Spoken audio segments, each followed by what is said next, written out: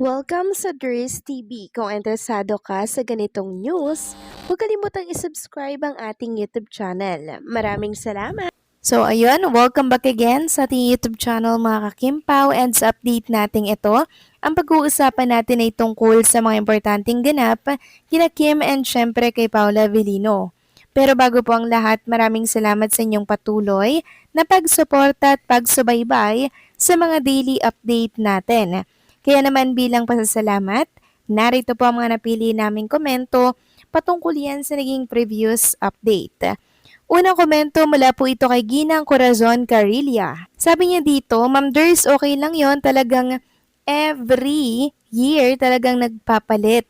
Ang importante, ang daming blessings na dumarating sa kanila. Tsaka super sikat silang dalawa ngayon. Magpapasalamat tayo at pinapakinggan ng ating Panginoon ang mga wishes natin sa kanilang dalawa. Dito lang kaming mga seniors na nakasupport sa Kim Pao. Ingat kayo palagi. God bless you both always. Ma'am Ders, maraming salamat sa mga ayuda mo sa amin at masayang masaya kami at 65. Naku, walang anuman po yun, Ginang Corazon Carilla. Maraming salamat din po sa pag-e-effort ninyong lahat sa pagkokomento dito po sa ating YouTube channel. Gusto ko po masaya ang mga seniors, masaya ang lahat ng mga fans sa mga good news na nababasa natin dito po sa mundo ng social media. At tama po kayo, talagang every year nagpapalit po ng cover girl para po yan sa calendar ng Tanduay. Pero ang ayoko lang po mga kakimpaw, meron pong mga alam yun, kompetensya kay Kim at kay Andrea Brillantes, 'di ba? Hindi naman po kailangan pa silang pagkumparahin kasi alam naman natin si Kim, 'di ba? And Andrea, very good friends din po yung dalawang yan. Pinag-aaway po kasi ng ibang mga netizen. Kaya tayo, for the tanggol na naman kay Chinita Princess. So inuunahan na natin agad na dapat wala pong kumparahan since na-enjoy na naman po ni Chinita Princess ang Tanduay.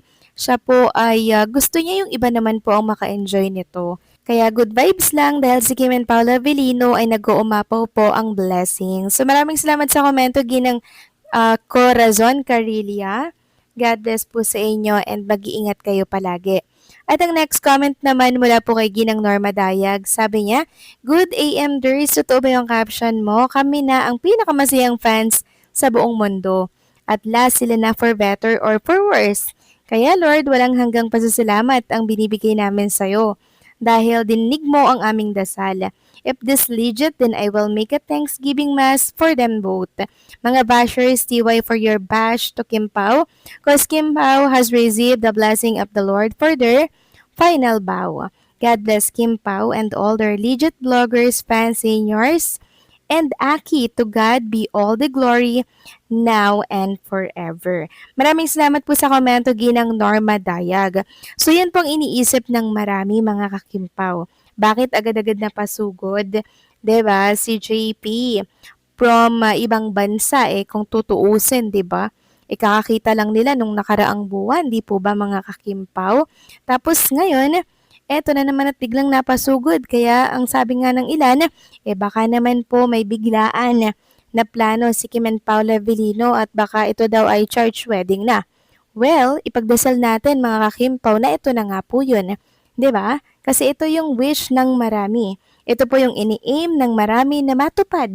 'Di ba? Kasi hindi na po pabata si Kim Chiu, sila po ay patanda na pero hindi naman halata no sa kanyang mga mukha, sa kanilang mukha kasi baby face parehas pero yung edad taon-taon po yang nadadagdagan. Kaya magpapalitsyon talaga ang marami pag ito po ay natuloy. So maraming salamat sa komento, Ginang Norma Dayag. God bless po at mag-iingat kayo palagi. So ito na nga, pag-usapan na natin mga kakimpaw ang mga topic na nakalap natin sa gabing ito at unahin na nga nating pag-usapan ng tungkol dito sa mga top ng di alibay sa iba't ibang panig ng ating mundo. So unang-una, number 1 in the Philippines, from day 1, thank you po sa mga sumusuporta kay Kim and Paula Avellino na series The Alibay. 4 in the UAE. At pang-6 naman in Singapore. Pang-8 sa Canada. And pang-8 sa Saudi Arabia. Grabe mga kakimpaw, hindi po nawawala sa top 10 ang Di Alibay kahit sa ang sulok ng mundo. Ayan po mga kakimpaw, oh, ilang bansa yan? 5, tapos kasali yung Di Alibay. 5 and counting dahil sa ganda po yan ng istorya, ng eksena, mga kakimpaw, sa naturang series ni Kim and Paulo. Kaya deserve nila, mga kakimpaw, yung ganitong ranking. Ibig sabihin, marami po ang nagagandahan, maraming natutuwa, maraming nako-curious sa kanilang project. Samantalang next topic naman tayo mga kakimpaw, pag-usapan natin itong BTS video ni Kim and Paula Avellino na kakapanood ko lang ngayong gabi po mga kakimpaw. Ito yung pinagpipiyastahan ngayon dito po yan sa X. So ipapakita ko sa inyo yung behind the scene ni Kim and Paula Avellino nung time na shoot sila ng para po sa Christmas Station ID ng ABS-CBN. So maraming nagsasabi, pakapanood po nila ng video na to, na nasa behind the scene daw talaga yung totoong kilig mga kakimpaw. Ano ba kasi yung napanood nila sa video na yan?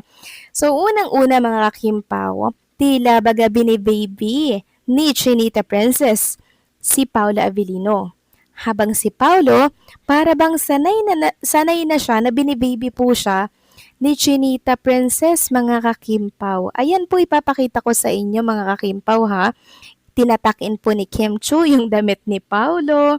Tapos yung sa yung sa manggas po nung noong damit ni Paula Avellino, yung dito po sa may braso, tinutupi niya po mga kakimpaw.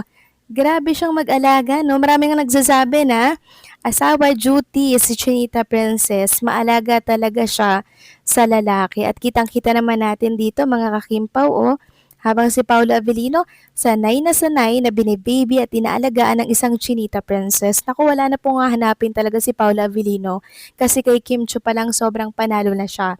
Mabait na, maganda pa, maalaga, sweet. Siyempre, mga kakimpaw, very humble, very bubbly, mayaman. Wala nang hanapin mga kakimpaw. Kaya pag iniwan pa si Kim Chu, nako, mga kakimpaw, wala po kay Kim ang kulang, kundi na kay Paulo. Yun ay ipagpalagay lang natin mga kakimpaw ha. Huwag naman kayo magagalit sa akin.